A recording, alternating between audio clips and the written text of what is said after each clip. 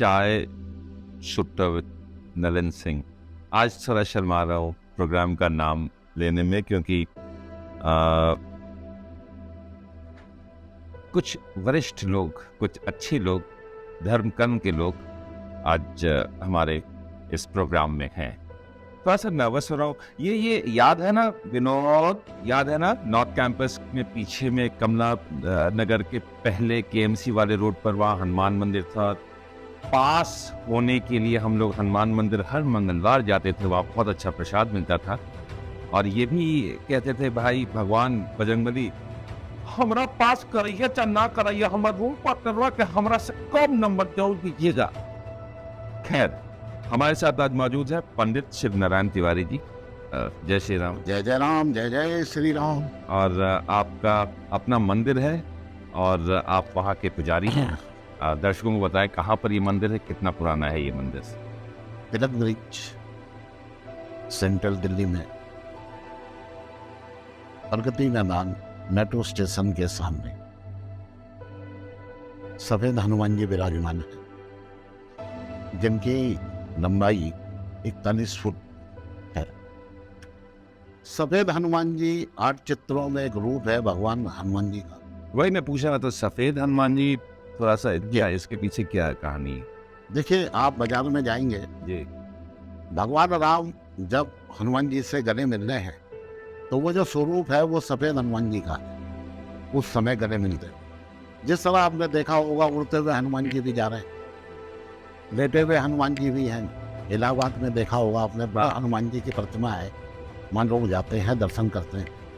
इसी तरह सफेद हनुमान जी यहाँ दिल्ली में स्थित है। और जो भी इनकी पूजा करता है, मैंने तो देखा है कि लोग कोमा में जाकर के भी वापस आ गए। क्या बात, हनुमान जी की कृपा देखा ज्यादा रही। हाई कोर्ट की चीफ जस्टिस थी उषा मेहरा जी, वो हॉस्पिटल में थी, कभी अपोलो में एडमिट थी। हमारे पिताजी ने उनका पूजा कराया, वो ठीक हो गई बिल्कुल। आज भी मेरे ख्याल वो स्वस्थ होंगी। मैं तो भगवान से प्रार्थना करता हूँ कि वो दीर्घायु। और जो भी वहाँ चूल्हा चढ़ा के जाता है, कोई मनोकामना मानता है। अभी कई बच्चे आईएएस के सिलेक्शन में हुए हैं, कई बच्चे हमारे पास आए ही नहीं जी। लक्ष्मी नगर में एकेडमी है, जनकपुर में एकेडमी है, करोलबाग में भी है। यहाँ बहुत से बच्चे जो आईपीएस भी बनते हैं, आईएएस भी होते हैं, वो नंबर चढ़ा के गए हैं और बहुत आईएएस बने भी हैं। मेरे पास सबके फोन आते जाते रहते हैं। और दिल्ली के ही अंदर एकमात्र ये मंदिर है सफेद हनुमान जी का, जहाँ पे क्या कहते हैं चूल्हा हनुमान जी का चढ़ाएगा। कौन बनेगा करोड़पति में? अमिताभ बच्चन ने ये सवाल किया। जी हाँ, केबीसी में अमिताभ बच्चन जी ने पूछा था कि सफेद हनुमान जी कहाँ पर स्थित है। बहुत अच्छी बात है। और उसके बगल में मस्जिद भी है। उसके बगल में मस्जिद भी है। अगर एक मुसलमान पहुंच जाए उस मंदिर में श्रद्धा से पूजा करने के लिए, तो आप अलाउ करेंगे उसको? मैं एक इंसान हूँ भगवान नहीं, मैं एक इंसान हूँ भगवान नहीं, और इंसान ही रहना चाहता हूँ, शैतान नहीं बनना चाहता। क्योंकि मैं धर्म से जुड़ा हुआ हूँ, मेरा जो कर्म है। और फिर आप एक चीज देखिए, मुझ पर कृपा कितनी है। मैं कहूँ राम की, मैं कहूँ अल्लाह की, तो उधर से भी रहमत बरस रही है, इधर से भी रहमत बरस रही है। और मेरा तो जीवन सुधर रहा है। मैं क्या कहूँगा आपसे? तो आप उसे आने देंगे? बिल्कुल आने दूंगा, क्यों नहीं आने दूंगा। मेरे बगल में मस्जिद है, मैं वहां जाता हूँ। अभी भी मस्जिद का काम चल रहा है। जी हाँ, आप जाते हैं? बिल्कुल जाता हूँ। और उसको रिपेयर करवा रहे हैं हम लोग। इमाम साहब मेरे पास आते हैं, हम लोग बैठते हैं, गले मिलते हैं। जिस तरह होली मिलन है, जिस तरह ईद मिलन है, दो ही तो हमारे देश में मिलन है। और हमारा एकमात्र देश भारत ही ऐसा है जहाँ हम सब आपस में मिलजुल करके रहते हैं। ये जो भारत है ना, जो आप टीवी पर देखते हैं, वो असलियत की भारत से काफी दूर जा चुकी है। ये है असली भारत। और फिर मैं तो ये कहता हूँ कि देखिए, सुबह 5 बजे जब अजान होती है ना, राम राम तो मैं बाद में बोलता हूँ, मैं एक मंदिर का पुजारी हूँ। और वहाँ जब अजान होती है तो मेरे कानों में सबसे पहले अल्लाह अकबर अल्लाह। तो कितना बड़ा भाग्यशाली हूँ मैं। उधर से भी रहमत बरस रही है, इधर से भी रहमत बरस रही है, और अपनी तो जिंदगी सुधर रही है। और बागेश्वर बाबा जो हैं जी, काफी अच्छे हैं। वो आपका फ्यूचर बता देते हैं। तो हनुमान जी की कुछ विशेष कृपा रही है उनके ऊपर? या देखिए ऐसा है, ये फ्यूचर बताना या ना बताना, ये तो वो जानता है। मैंने अभी आपसे कहा था, नीचे बैठा था ना, कि ये शीश उसके आगे सजदे होता है जिसका शीश किसी के आगे था। जो भी है, जैसे भी है, हमारे देश में बहुत से बाबा, लोग तो यहां तक कहते हैं कि साईं बाबा की मूर्ति मत लगाइए, आप माफ करना जी भाई, क्यों ना लगाए? मंदिरों में मत लगाइए आप। मैं पंडित शिव नारायण तिवारी जो ऐसा कहते हैं, आज मैं उनसे पूछना चाहता हूं, क्योंकि आज मुझे मौका मिला है, आज मैं मीडिया के समक्ष पे बैठा हूं। आज तक मुझे कभी जीवन में मौका नहीं मिला, मेरा किसी ने इंटरव्यू नहीं लिया। आज मेरा सौभाग्य है, मेरा भाग्य है, हनुमान जी महाराज की कृपा है कि आज मैं इंटरव्यू देने के लिए आपके समक्ष बैठा हुआ। तो साईं इतनी बड़ी बात। भगवान ऐसा ऐसा कहा जाता था। मैं तो बागेश्वर बाबा मैं वो ठीक है, साईं बाबा भी है, बागेश्वर बाबा भी है, और भी बहुत बाबा है। बाबा तो हमारे यहाँ रामदेव भी है, बाबाओं की हमारे यहाँ कमी नहीं है, ठीक है। रामदेव कैसे बाबा है? देखिए ऐसा है, बिजनेसमैन है, बिजनेसमैन नहीं, हम क्यों बिजनेस की बात करें? बात जो बाबा के ऊपर चर्चा हो रही है, हम तो उसके ऊपर चर्चा करने के लिए बैठे हैं। बिजनेसमैन के ऊपर चर्चा करना हमारा काम नहीं है। जिस तरह हमारा काम है मंदिर में आरती करना, पूजा करना। मैं आपको एक लाइन सुनाता हूँ, मेरी ही अपनी लिखी हुई है। जी मैं मंदिर का पुजारी, सुबह घंटी बजाता हूँ। मैं मंदिर का पुजारी, सुबह घंटी बजाता हूँ, सोया हुआ हूँ खुद, और भगवान को रोज जगाता हूँ। क्या बात, जय श्री राम। सोया हुआ हूँ खुद और भगवान को रोज जगाता हूँ। तो मैं तो ये जगाने का काम कर रहा हूँ कि भैया जाग जाओ, चाहे वो हिंदू हो, चाहे वो मुस्लिम हो, चाहे वो सिख हो। तभी कहते हैं ना कि गॉड इज वन। क्यों कहते हैं? इसका मतलब क्या है? हाँ, पूजा करने का रूप अलग हो सकता है कुछ। We are one, one for one, that's all. मैं एक बात कहता हूँ, इसके आगे कुछ है ही नहीं है। लेकिन हिंदू राष्ट्र तो चाहिए। देखिए हिंदू राष्ट्र तो पहले से ही है, ये तो अब लोग, देखिए पाकिस्तान हुआ मुस्लिम राष्ट्र है। सुनिए, पाकिस्तान हुआ, हमें पाकिस्तान तो बनाना नहीं है, अपने देश को माफ करना, ठीक है ना। हम ही तो कहते हैं कि हमारा जो देश है भाईचारे का देश है, और यहाँ जितनी जातियां हैं या जो लोग रह रहे हैं, और सभी धर्म के लोग रहते हैं हिंदुस्तान में, चाहे वो क्रिश्चियन है, चाहे वो पंजाबी है, या हम लोग हैं, जो भी है, सब मिलजुल के रहते हैं। मगर कुछ ताकतें हैं, जो विदेशी ताकतें हैं, जिनको मैं कहता हूँ, जो बाहर से फंडिंग देते हैं, पैसा देते हैं, वो चीज बंद होनी चाहिए। फंडिंग बिल्कुल नहीं होनी चाहिए। हिंदू राष्ट्र देखिए, ऐसा नहीं है कि माइनॉरिटीज नहीं एग्जिस्ट करते हैं। मुस्लिम राष्ट्र में भी हिंदूज हैं, तो हिंदू राष्ट्र क्यों नहीं है? अगर हिंदू बाहुल्य है। देखिए ऐसा है, अब ये हमारी सरकारें क्या कर रही हैं, क्या नहीं कर रही है, तो इनके ऊपर डिपेंड है, ठीक है। चाहे हम भी रहे, मैं भी कहता हूँ कि हिंदू राष्ट्र बनना चाहिए, अच्छी बात है, बनना चाहिए। अब ये सरकार का काम है कि वो क्या कर रही है, क्या नहीं कर रही, क्योंकि हम लोग सरकार तो है नहीं है, हम भी वैसे ही चलेंगे जैसे सरकार चलेगी। अब जैसे देखिए कर्नाटक में आई, हाँ, अभी मैं बात कर रहा हूँ, कृपा हो बजरंग दल को बजरंग बली से हटा दिया, जो भी है, मतलब कृपा भगवान की हो गई ना, तो ये कृपा नहीं है। कोई मतलब बजरंग दल को बजरंग बली से नहीं। अब ठीक है, जो भी है, वो भी बजरंग है, वो बजरंग बली है, अगर मिला दिया गया या जो भी है, अच्छी बात है। मगर मैं तो ये कहता हूँ कि भाई आप काम करिए। जैसे अब ये, अभी मैं कल एक आर्टिकल लिख रहा था, तो मुझे किसी ने कहा कि कांग्रेस पे कुछ आप लिखो। मैंने कहा अच्छा, तो मैंने वो लाइन लिखी कि हाथों में हाथ होगा, नहीं जी, अब कांग्रेस का साथ होगा। हाथों में हाथ होगा, अब कांग्रेस का साथ होगा। कोई कहे ना कहे, हम कहते हैं कि अब देश का विकास होगा। क्या बात है, बहुत अच्छा लिखा, बहुत अच्छा लिखा। कभी कभी आप, क्योंकि आप धार्मिक एक जुड़े हुए हैं, एक पंडित जी हैं, तो पॉलिटिकल व्यूज को व्यक्त करने में कभी ये नहीं लगता है कि कुछ देखिए डिफरेंसेस हो जाए? पॉलिटिकल मैं तो रहा हूँ, मैंने अभी आपको क्या कहा जी कि मैं तो अमर सिंह जी के साथ रहा हूँ, काफ़ी टाइम मैंने बिताया है और मीडिया से भी जुड़ा रहा हूँ। 2003 से लेकर के 2015, 16, 17 तक की फुटेज आप निकालेंगे तो हर जगह मैं आपको दिखाई दूंगा, हर जगह हूँ मैं। तो पॉलिटिकल एक जो है ये एक अपना मुद्दा है। हाँ, मतलब डेमोक्रेसी एंजॉय कीजिए, हर ठीक एक है, आदमी बस बस बस बस बस अच्छी बात है। ये हर कोई है। बस मैं तो सिर्फ ये चाहता हूँ कि हमारा देश तरक्की करे, यहाँ किसी का खून ना बहे। कोरोना के समय में मंदिर ने क्या रोल, किस तरीके से? देखिए मैं तो एक चीज जानता हूँ, कोरोना के समय में ना तो हमारी क्या कहते हैं मुख्यमंत्री ने मदद करी और ना हमारी प्रधानमंत्री। हमें कहीं से कुछ भी नहीं आया। हाँ इतना जरूर है कि प्रभु की कृपा से मेरे पास एक डॉग है, तो हमें ये लगा कि क्यों ना हम क्या कहते हैं एनजीओ खोले एक। मैंने, वो मेरा बेटा बैठा है, उसने, मेरी बेटी, मेरे दामाद, हमने एक डॉग के नाम पे एनजीओ खोला, उसका रजिस्ट्रेशन भी करवा रखा हमने। और उन डॉग को हम रात को खाना खिलाते थे, जाते थे, तो उनके जरिए क्या कहते हैं जो पैसा हमारे एनजीओ में आया, ये नहीं 10-20 हजार आया, कम से कम 6-7 लाख रुपए आया। उससे हमने जानवरों को भी खाना खिलाया और हमने अपना भी खाया। बहुत ये प्रभु की कृपा हुई है।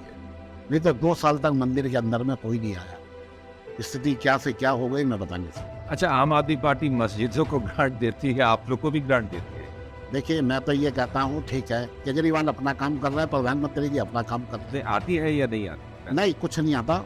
मेरा तो ये निवेदन है कि ठीक है, एक अगर वो मुख्यमंत्री होके सबको कुछ दे रहा है तो आप भी राजा राम होकर के कुछ ना कुछ दे दो ना भाई। नहीं तो केजरीवाल से क्यों नहीं मांगते, प्रधान मोदी जी से? देखिए हम तो उससे मांगेंगे जो प्रधान है। हम तो जब अयोध्या जाएंगे तो भगवान राम से मांगेंगे ना, हनुमान जी से थोड़ी मांगेंगे, अच्छा, तो केजरीवाल जी हनुमान जी हुए? है ना।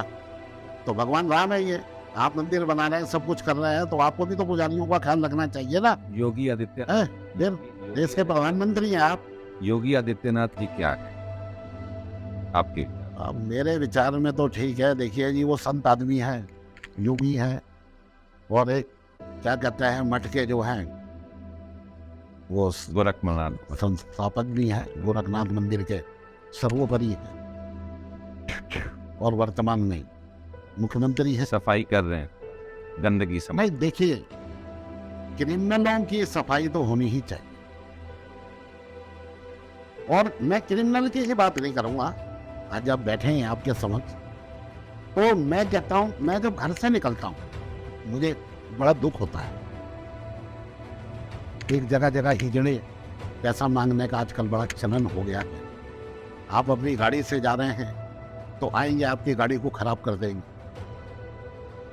मेरा ये देश के प्रधानमंत्री से निवेदन है, अलग से हाथ जोड़ के निवेदन कर रहा हूं, एक तो भीख मांगने की प्रथा हमारे देश में बंद होनी चाहिए। नंबर 2, जगह जगह चौराहे पर ये जो हिजड़े दिखाई देते हैं ये नहीं। कुछ ऐसा आदमी भगवान के दर्शन करने के लिए जाता है मंदिर में और उसको हिजड़े के दर्शन होते हैं, बताइए आप। और कलयुग में क्या देखोगे आप, भगवान के दर्शन आप बाद में कर रहे हैं, हिजड़े के दर्शन आप पहले कर रहे हैं। कुछ उनके लिए भी कुछ ऐसा व्यवस्था बना दिया जाए कि उनकी भी रोजी रोटी चलते रहे। बनानी चाहिए, बनानी चाहिए। मैं तो कह रहा हूँ कोई इंडस्ट्री खोल दो, 15, 20, 50 किलोमीटर में ले जाकर सबको वहां पे रखो ना, कि भाई आप ये काम करो, आप ये बनाओ, आप ये बनाओ, प्रोडक्शन अपना निकले आने जाए। मैं तो ये चाहता हूँ क्यों या भीख मांगे, छोटे छोटे बच्चे भीख मांग रहे हैं। मानव अधिकार बड़ी अच्छी अच्छी बातें करता है? और फिर आप क्या कहते हैं, किसी बच्चे को बोलोगे बेटा थोड़ा ये साफ कर दो टेबल, तो वो कहते हैं कि बाल मजदूरी करवा रहे हो आप, और वो जो रोड के ऊपर भीख मांग के खा रहे हैं वो अच्छी बात है?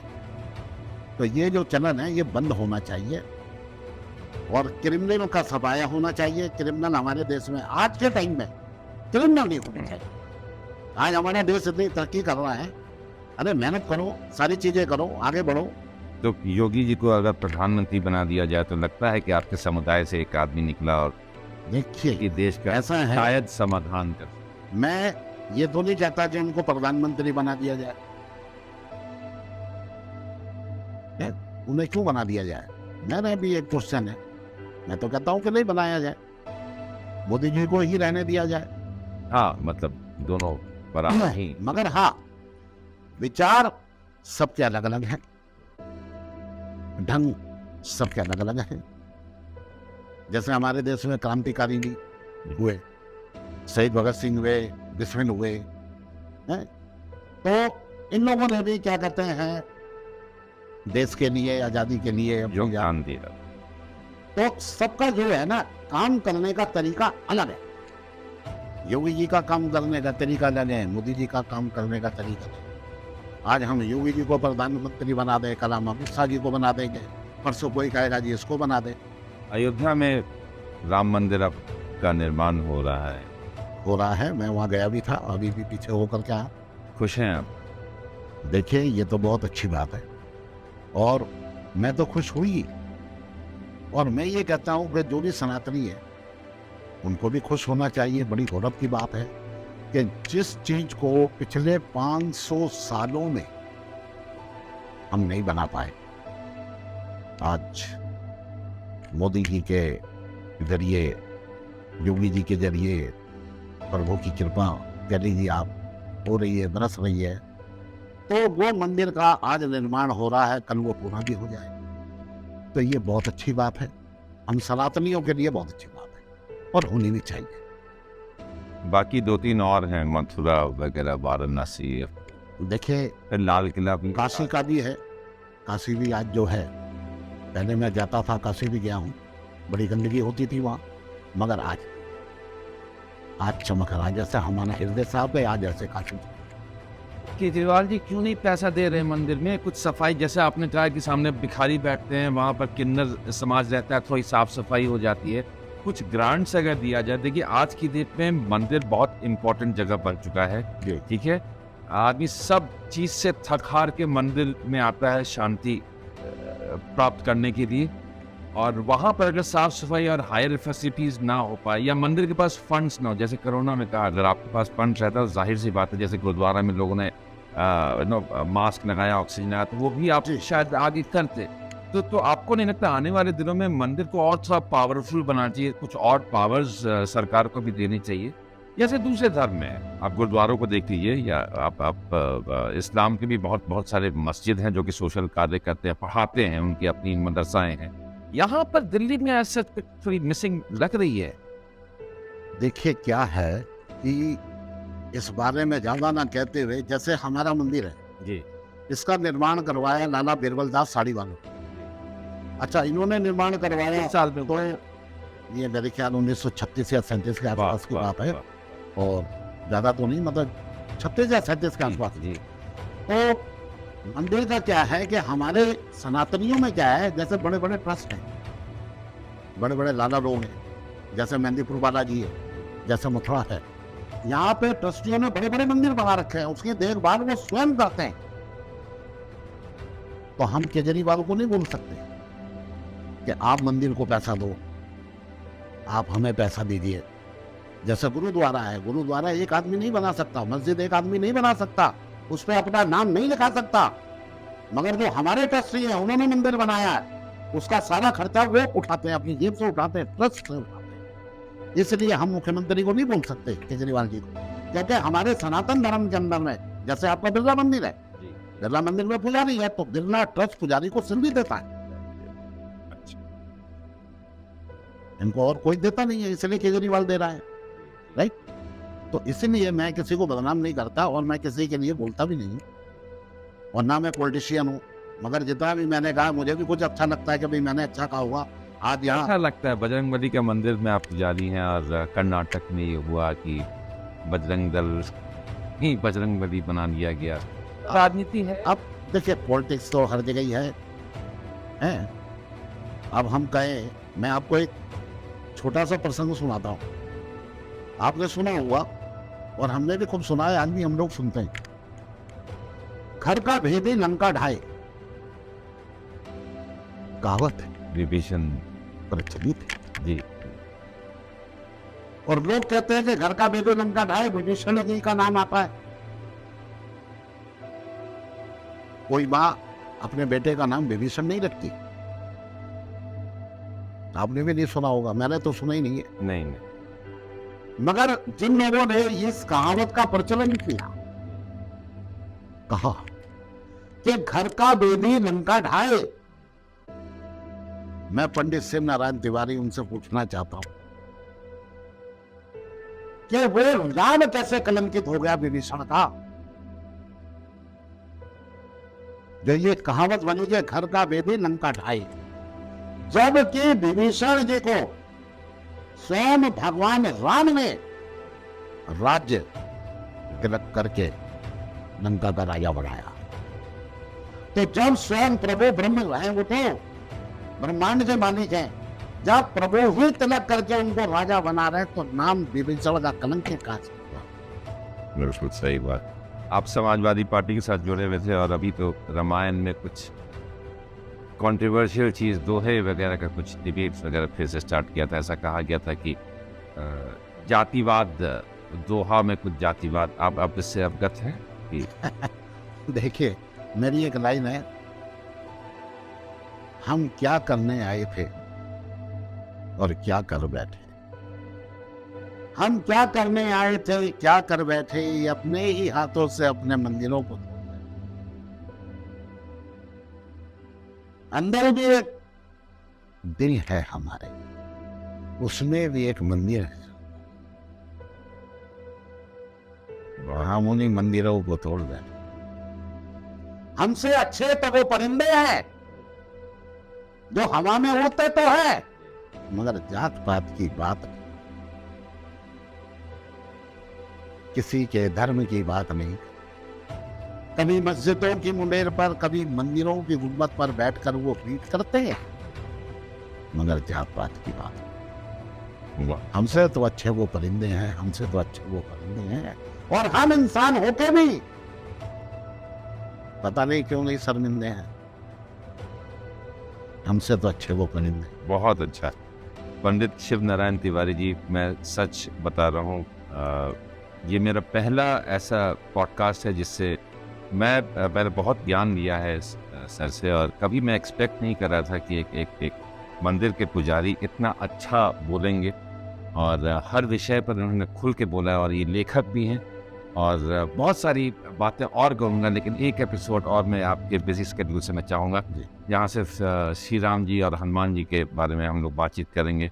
प्रोग्राम ख़त्म होने के पहले अगर कोई मंत्र है, दोहा है जो कि स्टूडेंट्स को अच्छा लगे, जैसे बजरंग बाण हो या कोई और चीज़ हो जो आप रिकमेंड करें, कि बहुत हमें मेंटल प्रेशर से देखिए, महामंत्र है हनुमान जी का, बहुत ही सुंदर है, और सबको आता है, हनुमान चालीसा पढ़ते हैं ये सब।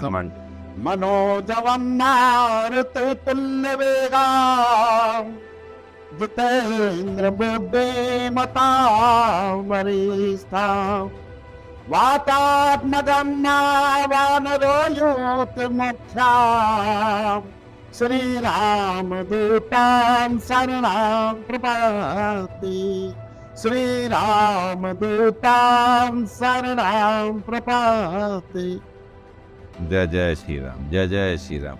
अगले बार एक बार और इनको हम एपिसोड में आमंत्रित करेंगे। ये एपिसोड आपको कैसा लगा पंडित जी से, और आप क्या सवाल पूछना चाहते हैं हमें ईमेल के जरिए जरूर बताइएगा। नमस्कार, धन्यवाद आपको। आपका भी बहुत बहुत धन्यवाद। Bye bye.